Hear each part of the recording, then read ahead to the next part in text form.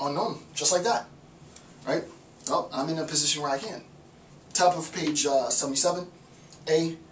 Truth is a fixed state and thus dogmatic and inflexible, right? So we discussed that, right?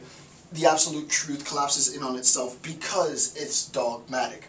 I've given the example a trillion times throughout the lecture series. Super quick. My daughter comes to me, Daddy, can I go outside and play? I say no. She says, why? I say, because I said so. This argument is self-referential. The denial of her claim, can I go outside and play, or her query, can I go outside and play, refers back to myself. No. Why? Because I said so. So I negate her query. No, you can't. She asked me to justify why, and I say because I said so. Similarly, an absolute truth holds because an absolute truth is. An absolute truth holds because you can't. There's no other way to say it, because it is. The question is, okay, on a secularist approach, you need to prove to me, which is why I think what scientists are attempting to do, if I understand what they're attempting to do properly, and I think I do, the unified theory, is a waste of time.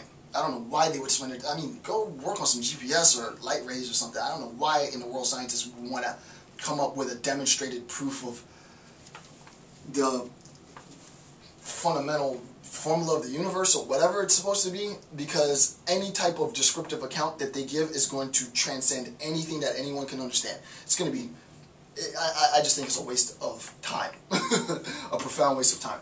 However, in a religious sense, there's viability to that, right? Because you're not using reason. If you believe just on faith that there is an absolute truth and that absolute truth informs all of existence, and you don't need demonstration and you don't need proof, no problem.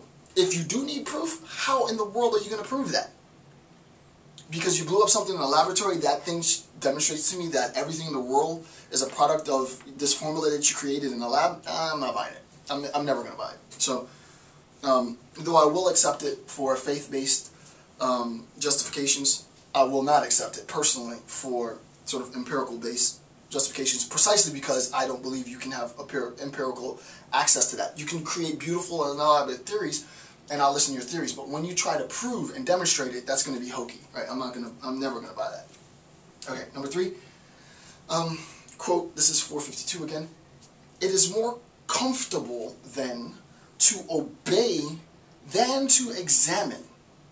It is more comfortable then to obey, and I'm going to draw a picture for this, than to examine. It is more flattering to think, I possess the truth, than to see only darkness around one. Above all, it is reassuring. It gives confidence and alleviates life.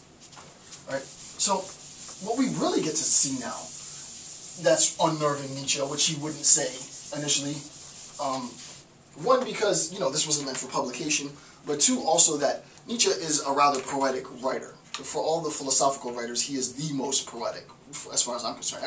All the other, what you compare, Nietzsche to Spinoza. Spinoza is, as far as stylistically writing, is my absolute favorite.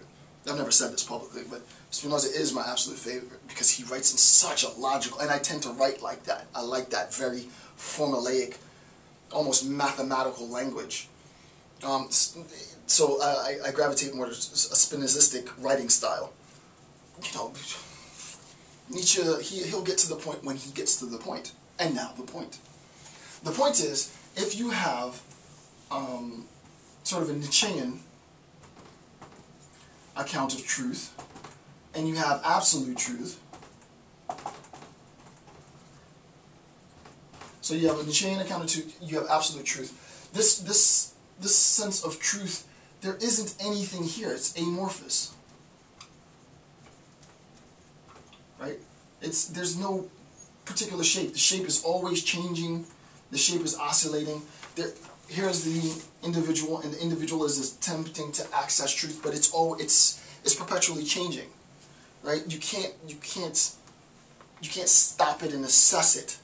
Because if you stop it and assess it, it changes the nature of your relationship to it. In scientific terms, well, I don't want to get into that, but there's a relationship in science if you're attempting to correlate speed and volume, right? So, like the speed of a gas. You're attempting to gauge the speed of a gas. You can do so, but there's a relationship between speed and volume. I'm not going to get into it now. It's sort of the same, conceptually.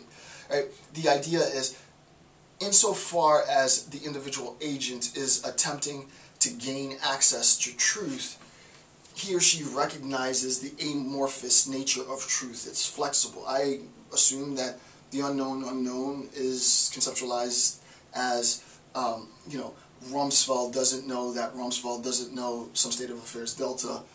If he doesn't know that, then Rumsfeld knows that he doesn't know the non-existent state of affairs delta. Okay, cool. Accept that, understand that, be able to sort of break that down to the nitty-gritty, get a email from a dude one time, haven't spoken to him since, and I throw it out the window. It changes. What I thought was fixed and I knew, I no longer know, and now I have to pick up the pieces and make sense of a lot of other things that were systemically connected to that assumption. Right?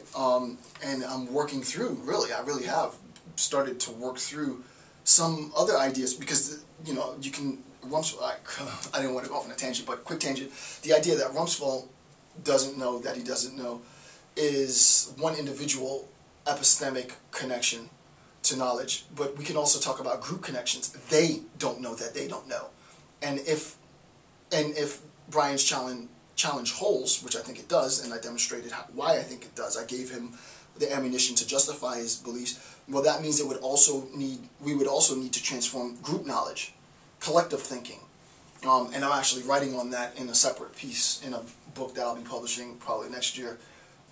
Based on some of the ideas that I got from Brian, it just triggered a whole plethora of ideas that unfold because of that. And everything will change, right? And someone might change me back. If you believe in absolute truth, right, it's fixed, right? It's fixed. I access the truth. The truth informs my actions, so I act according to the truth. Right? Simple. Nietzsche says it's dogmatic. I mean, isn't that easy? Isn't that great? You can just believe forever one thing, and you never have to, and I'm not knocking people, this is Nietzsche, right? You can just believe one thing for your whole life. Isn't that comfy? Isn't that great? Right? Isn't it carefree life to just, what do I need to do? Well, I need to do that. Why do I know it's true? Because they said so. Did you ever think that that doesn't quite fit in with these events? No, I don't care about those events. They said it's true, it's true. Oh, wow, you're the type of person that really conforms to truth in that sense. That's good to know, because I don't. So, I'm going to use that to my advantage. I'm going to use that to my advantage, and I'll leave that there. Alright, number 4, read 453 in relation to structural problems. 453. Okay, so sort of the second to last paragraph on note 453, Nietzsche says, errors are what mankind has had to pay for most dearly. And on the whole, it is the errors of goodwill which have harmed it most profoundly. The idea that an individual has goodwill. I was good intentioned, but I had goodwill, but I meant to do the right thing, but that idea, right? Which have harmed it most profoundly, it being humanity most profoundly. The illusion that makes happy is more pernicious than which has immediate bad consequence, right? The illusion that makes happy, the illusion that epistemologically excites the potential for happiness, is more pernicious, is more vicious, is more diabolical than that which is immediately bad, right? The immediate bad consequence, right?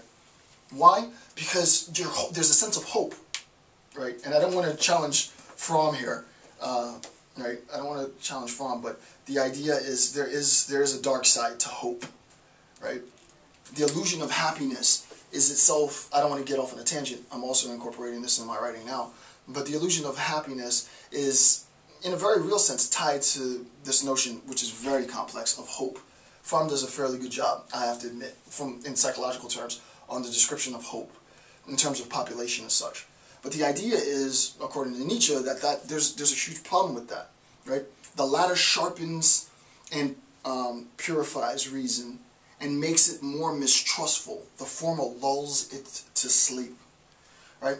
The idea is, in terms of